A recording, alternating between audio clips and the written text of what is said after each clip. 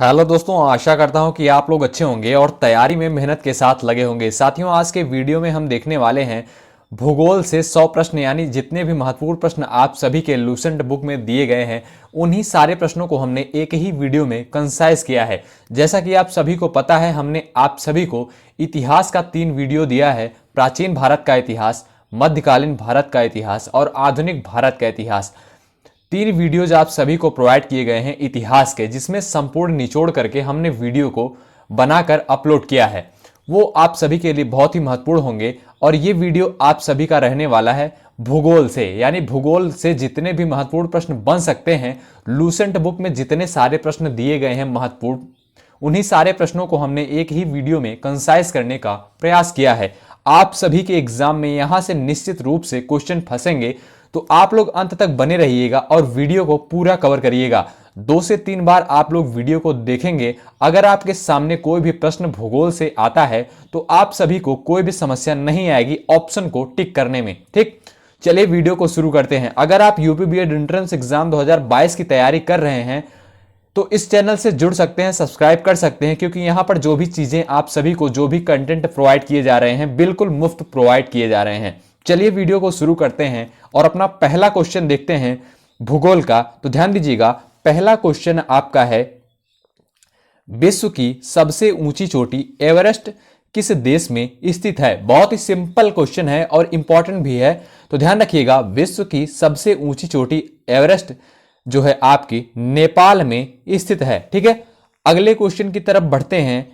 हिमालय किस प्रकार के पवन नहीं है, यहां पर पर्वत है। ठीक है, तो ध्यान दीजिएगा, यहां पर थोड़ा सा मिस्टेक हो गया, टाइपिंग मिस्टेक हो गया। ठीक है, हिमालय किस प्रकार के पर्वत का उदाहरण है? तो ध्यान दीजिएगा, यहां पर जो है आपका हिमालय नवीन वलित पर्वत या मोड़दार पर्वत का उदाहरण है। ठीक, चलिए अगले क्वेश्चन की तरफ बढ़ते हैं। आप लोग इस वीडियो को 2 से 3 बार देखिएगा, आप सभी को कोई भी समस्या नहीं आएगी भूगोल में। ठीक है, चलिए अगले क्वेश्चन की तरफ बढ़ते हैं।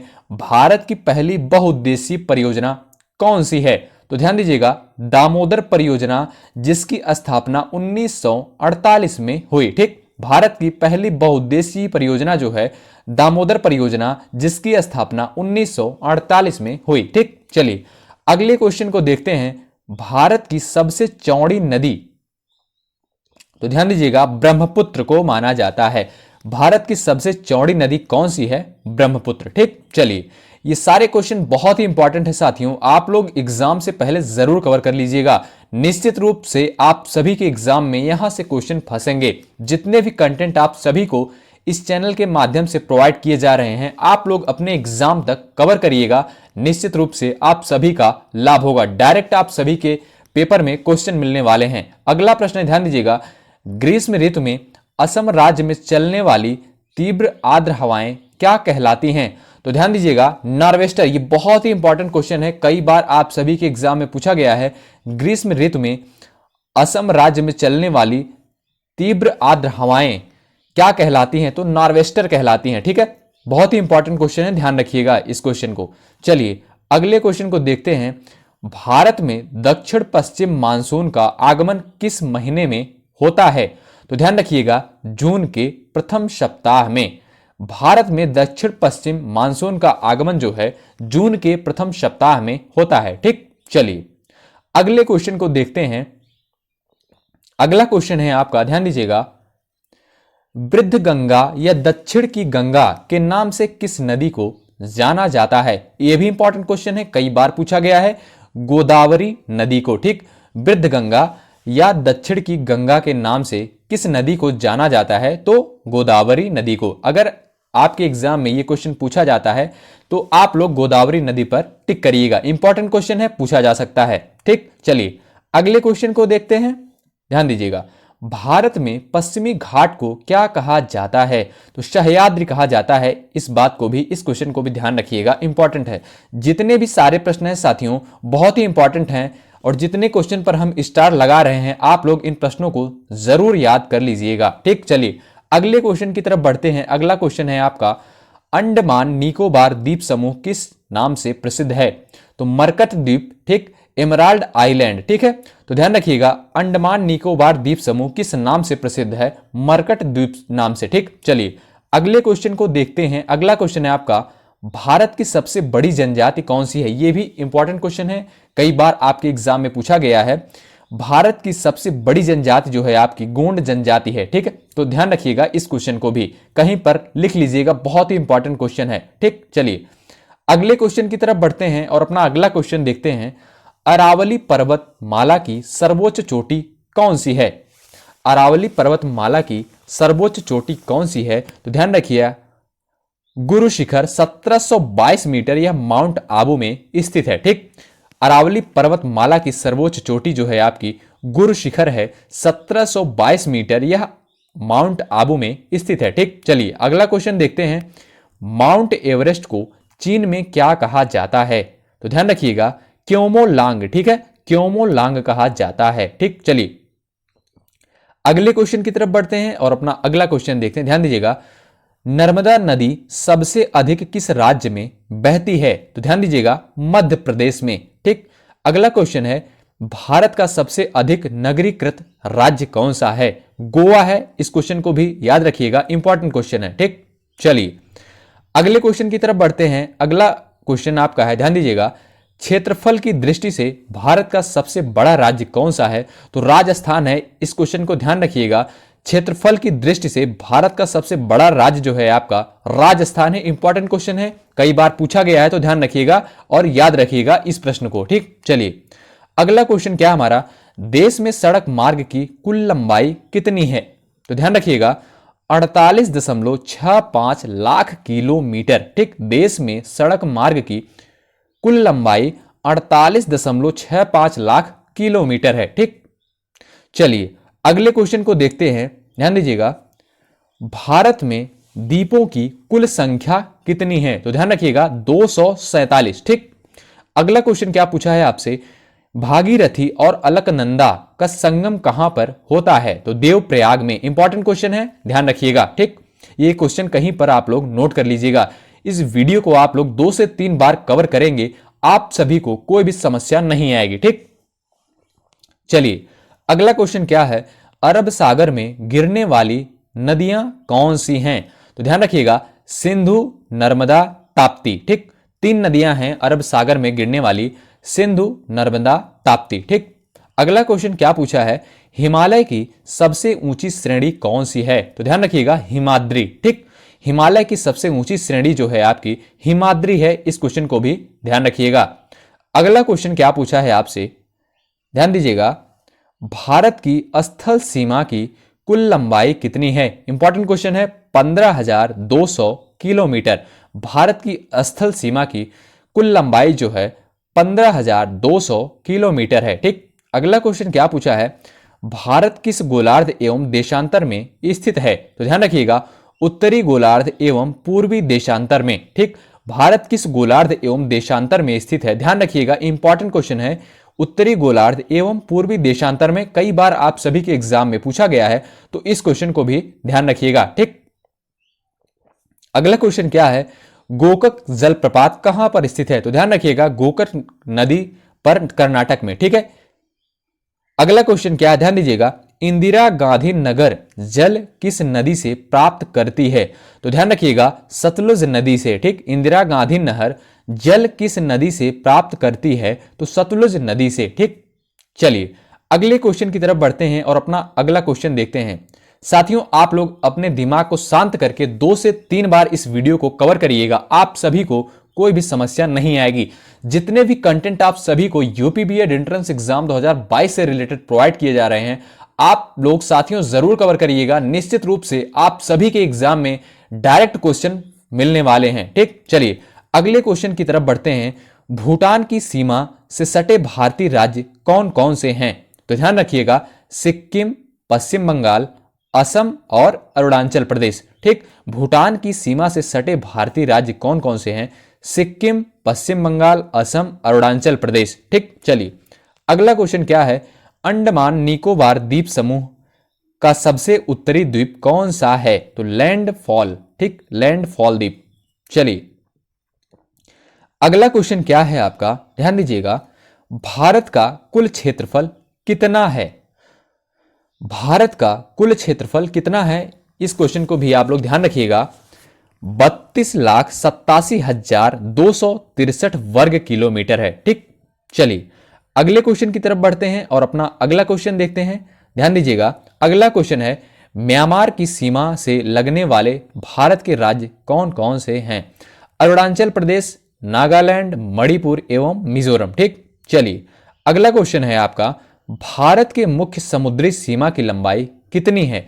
6100 किलोमीटर। ठीक, भारत के मुख्य समुद्री सीमा की लंबाई 6100 किलोमीटर है। ठीक, चलिए अगले क्वेश्चन की तरफ बढ़ते हैं और अपना अगला क्वेश्चन देखते हैं।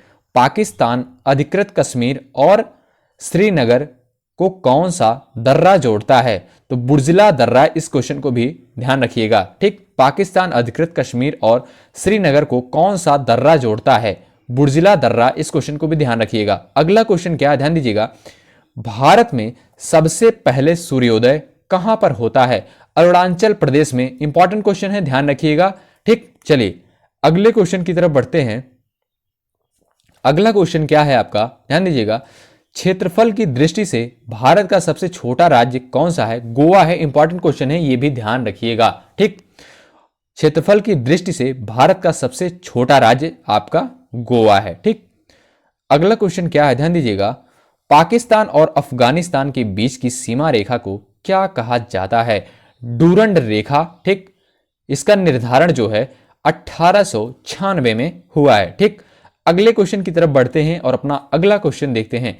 जो नदी डेल्टा नहीं बनाती है उसके मुहाने को क्या कहा जाता है? ज्वारमुख या एस्चुरी कहा जाता है। इंपॉर्टेंट क्वेश्चन है, यह भी ध्यान रखिएगा। सतपुड़ा का सर्वोच्च बिंदु कौन सा है? तो ध्यान रखिएगा, धूपगढ़ 1350 मीटर पचबड़ी के पास स्थित है। ठीक है, सतपुड़ा का सर्वोच्च बिंदु जो है आपका धूपगढ़ है। ठीक, चलिए अगले क्वेश्चन की तरफ बढ़ते हैं। अगला क्वेश्चन पूछा है आपसे, भारत की आकृति कैसी है? तो चतुष्कोणीय है। इंपॉर्टेंट क्वेश्चन है, यह भी ध्यान रखिएगा, पूछा जा सकता है।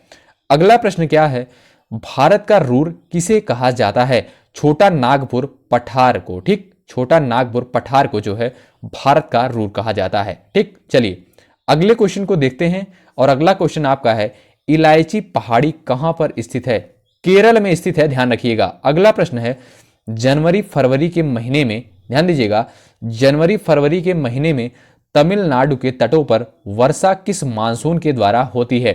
तो उत्तर पूर्वी मानसून से होती है, ध्यान रखिएगा। अगला प्रश्न है, प्रायद्वीप भारत की सबसे बड़ी नदी कौन सी है? प्रायद्वीपी भारत की सबसे बड़ी नदी आपकी है गोदावरी। इंपॉर्टेंट क्वेश्चन है, कई बार पूछा गया है, तो ध्यान रखिएगा इस क्वेश्चन को भी। ठीक, चलिए अगला क्वेश्चन क्या पूछा है आपसे, अरावली पर्वत की सबसे ऊंची चोटी कौन सी है? गुरु शिखर, जो माउंट आबू में स्थित है। ठीक, चलिए अगले क्वेश्चन को देखते हैं।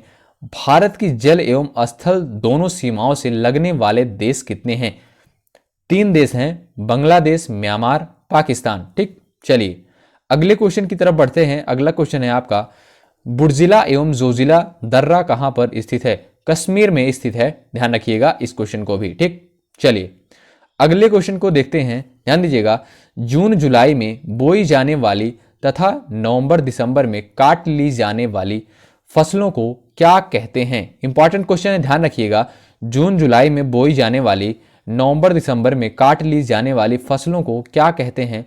खरीफ की फसल कहते हैं। ठीक, चलिए अगला क्वेश्चन क्या है आपका, भारत में सबसे कम वन किस राज्य में पाए जाते हैं? हरियाणा में। ठीक, अगला क्वेश्चन क्या है, दक्षिणी अंडमान और छोटा अंडमान किसके द्वारा अलग होता है? तो ध्यान दीजिएगा, दक्कन पैसेज के द्वारा। ठीक, अगला क्वेश्चन क्या है आपका, भारत के पड़ोसी देश की सीमा, ध्यान दीजिएगा, भारत के पड़ोसी देश की सीमा से जुड़े हुए भारतीय राज्यों की कुल संख्या कितनी है? तो 17। ठीक है, भारत के पड़ोसी देश की सीमा से जुड़े हुए भारतीय राज्यों की कुल संख्या कितनी है? तो ध्यान दीजिएगा 17। ठीक, अगला क्वेश्चन क्या है, भारत की सबसे ऊंची चोटी कौन सी है? K2 गार्डविन ऑस्टिन, ध्यान दीजिएगा 8611 मीटर। मीटर यहां पर गलत लिखा गया है, मीटर इस तरीके से लिखा जाता है, ध्यान रखिएगा। ठीक, थोड़ा सा टाइपिंग मिस्टेक हो गया है। ठीक, अगला क्वेश्चन क्या है, ध्यान दीजिएगा, लक्षद्वीप समूह का सबसे बड़ा द्वीप कौन सा है? अनड्रोट। ठीक, अगला क्वेश्चन क्या है? काली मिट्टी की प्रवृत्ति कैसी होती है? अम्लीय होती है, ध्यान रखिएगा। काली मिट्टी की प्रवृत्ति जो होती है आपकी अम्लीय होती है। ठीक, अगला क्वेश्चन क्या है? ध्यान दीजिएगा। पालघाट दर्रा किन किन स्थानों को जोड़ता है? तमिलनाडु से केरल को। ठीक, अगला क्वेश्चन क्या है? जनसंख्या की दृष्टि से भारत का सबसे छोटा जिला कौन सा है? परगना, जो आपका पश्चिम बंगाल में स्थित है। जनसंख्या की दृष्टि से भारत का सबसे छोटा जिला कौन सा है? परगना, जो पश्चिम बंगाल में स्थित है। अगला क्वेश्चन क्या है? ध्यान दीजिएगा। हिंदी के बाद भारत में सबसे अधिक बोले जाने वाली भाषा कौन सी है? बंगला है। ठीक, अगला क्वेश्चन क्या है? कर्क रेखा भारत के कितने राज्यों से होकर गुजरती है? 8 राज्यों से होकर गुजरती है। गुजरात, राजस्थान, मध्य प्रदेश, छत्तीसगढ़, झारखंड, पश्चिम बंगाल, त्रिपुरा और मिजोरम। इस क्वेश्चन को ध्यान रखिएगा, इंपॉर्टेंट क्वेश्चन है। ठीक, अगला क्वेश्चन क्या? ध्यान दीजिएगा। भारत की प्रथम जल विद्युत परियोजना कौन सी है? शिव समुद्रम, जिसकी स्थापना 1902 में हुई। ठीक, अगला क्वेश्चन क्या है? ध्यान दीजिएगा। शिप किला और बड़ा लाचा, ध्यान दीजिएगा, दर्रा कहां पर स्थित है? तो ध्यान दीजिएगा, हिमाचल प्रदेश में। ठीक, अगला क्वेश्चन क्या है? जम्मू एवं हिमाचल प्रदेश को कौन सा दर्रा जोड़ता है? बड़ा लाचा दर्रा। इस क्वेश्चन को भी ध्यान रखिएगा। अगला क्वेश्चन क्या है? सबसे अधिक सीधी बहने वाली कौन सी नदी है? नर्मदा नदी। इंपॉर्टेंट क्वेश्चन है। अगला प्रश्न है, भारत में प्रवेश करने पर ब्रह्मपुत्र को अरुणाचल प्रदेश में किस नाम से जाना जाता है? दिहांग के नाम से जाना जाता है। इंपॉर्टेंट क्वेश्चन है, ध्यान रखिएगा।